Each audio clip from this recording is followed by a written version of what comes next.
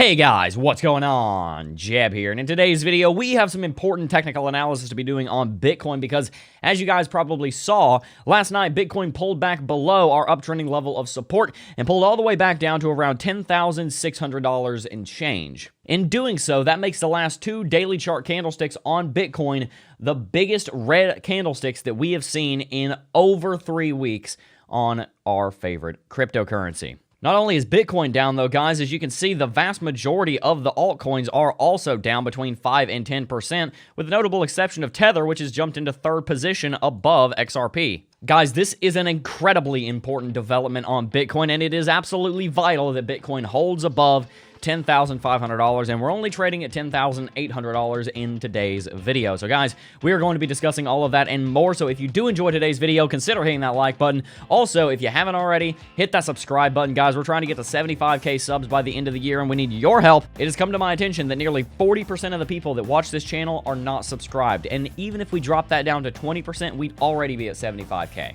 Anyway, guys, I think you're going to get a lot of great value out of today's video, but without much further ado, let's go ahead and dive right on into it.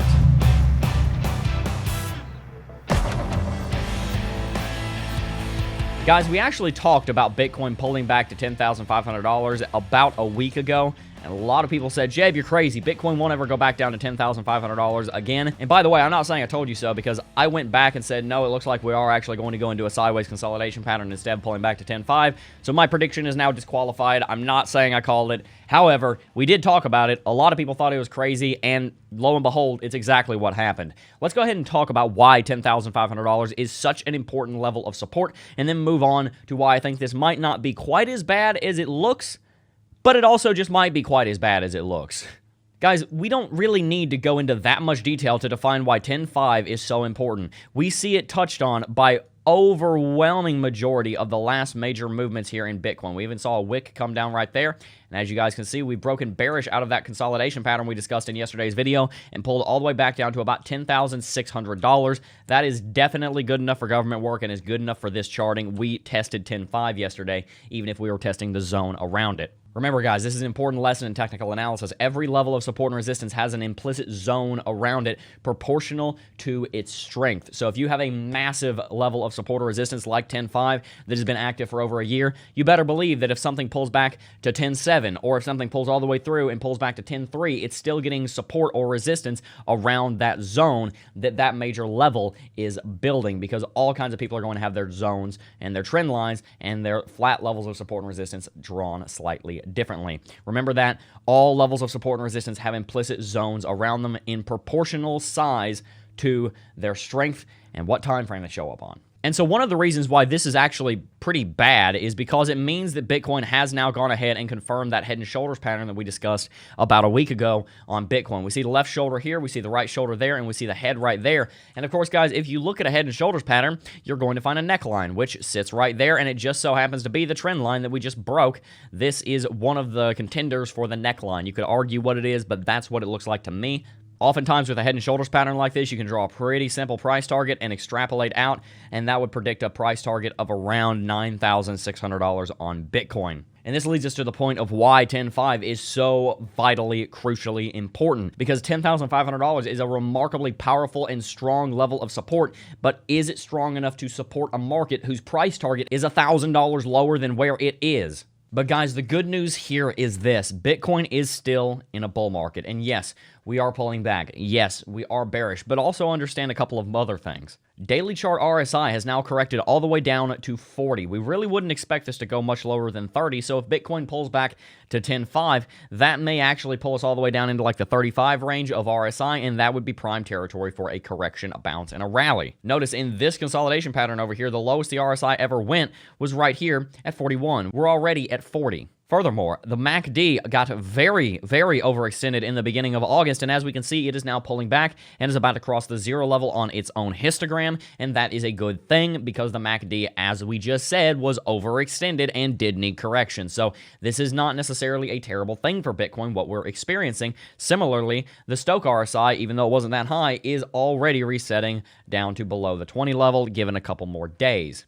Keep in mind also, guys, that with this extra volatility, we are seeing extra volume, and that is obviously going to bring more people into the space. You take into account that the higher volatility and the higher volume is going to mean that there's going to be more news headlines and news articles going around about Bitcoin, drawing more people into the space. And you add on top of that Bitcoin has proven itself to be in a bull market. It's looking extremely bullish. We've had a stock to flow increase because of the halving event that happened a few months ago. All of the bullish news going on in crypto.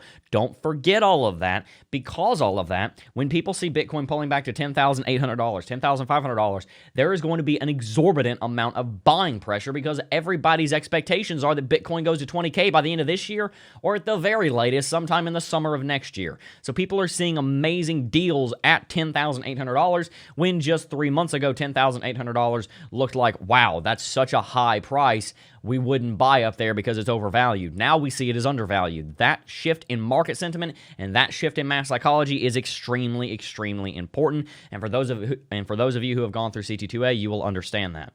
Also, I want to point a longer-term trend out and something we need to keep in mind with TA. As we talked about in yesterday's video, we must remember that longer-term trends do not override shorter-term trends. And even though these trends that we've been talking about in today's video look like long-term trends, at the end of the day, what is this? Level of support right there. Because on a clean chart, if we do exactly what we did in yesterday's video, as you can see, we are in a giant ascending wedge formation, and we have a level of support right here. Now, this is a double-edged sword, because one, it means that we have strong support where we are based on previous price data, but at the same time, it also does mean that ascending wedges normally break to the downside, but that will be a problem for later. One counter argument to this, by the way, would be that, oh, well, we're just redrawing trend lines, because the wedge used to look like this up until this morning when we broke bearish out of it. So yes, we are actually having a bearish breakout of another version of this ascending wedge pattern, but at the same time, we can redraw it, and we can find a new trend line of support, so that is what we shall do.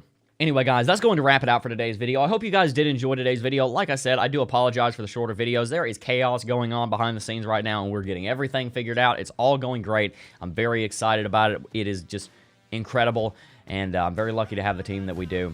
But the shorter videos are because of that. So, guys, I do hope you did enjoy today's video. As always, if you did, consider hitting that like and subscribe button. It really helps out the channel when you do that. But anyway, guys, that is going to have to wrap it out for today's video. Before I go, though, I do just first want to thank each and every single last one of you for watching, as always. And I will see you guys in the next video. Peace. Oh, yeah, I forgot yesterday.